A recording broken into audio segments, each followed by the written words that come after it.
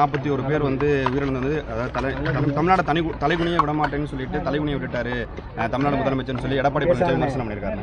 நேற்று மதுரை உயர்நீதிமன்றத்தினுடைய நீதியரசர் செந்தில்குமார் என்ன சொல்லியிருக்கிறார் என்பது உங்களுக்கெல்லாம் தெரியும்.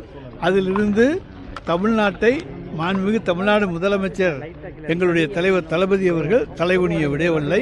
விட்டவர்கள் யார் என்பதும் அந்த தீர்ப்பைப்படி அந்த நீதியரசருடைய வார்த்தைகளை பார்த்தால் தெரியும். ஆனால் பல்வேறு பகுதியில் வந்து இது மாதிரி சம்பவம் நடந்திருக்கு. அப்போயெல்லாம் வந்து பாஜக வந்து என்டிஏ குழு அமைக்காத ஒரு நிலையில் கரூரில் நடந்த சம்பவத்துக்காக என்டிஏ குழு அமைச்சிருக்காங்க அப்படின்னு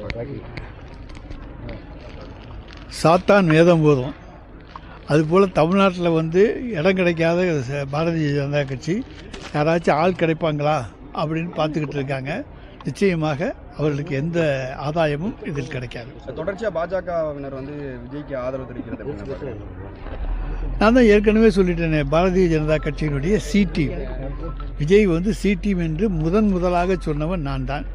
எனவே அதை பற்றி இதுக்கு மேலே வேண்டாம். வேறு இதான் நான் தான் ஏற்கனவே சொல்லிட்டேன். நீதிபதியவே விமர்சனம் பண்ணுறாங்க டிவி தமிழக வெற்றி கழகத்தினர் வந்து சமூக வலைதளத்தில். அதுக்கு கண்டெம்ட் ஆஃப் கோர்ட் அவங்க நடவடிக்கை எடுத்துருவாங்க.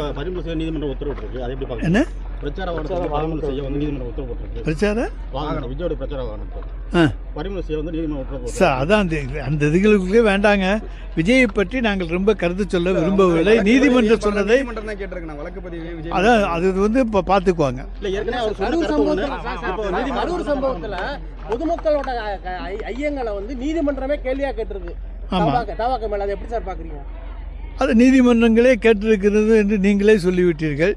அப்பொழுது எந்தெந்த சந்தேகங்கள் பொதுமக்களுக்கு இருக்கிறதோ அதையெல்லாம் நீதிபதிகள் கேட்டிருக்கிறார். பாதுகாக்க வேண்டிய கட்டாயத்தில் வந்து அரசு இருக்கு அப்படின்ற மாதிரி ஏன் கைது செய்யல அப்படின்ற ஒரு பல்வேறு கேள்விகள் எழுது. சார், நாங்கள் யாரையும் பாதுகாக்க வேண்டியதில்லை, யாரையும் அனாவசியமாக கைது செய்ய வேண்டியதில்லை. சட்டம் தன் கடமையை செய்யும். சார், இதை தவிர வேற இருந்தால் கேளுங்க, பதில் சொல்ல தயாராக இருக்கிறேன்.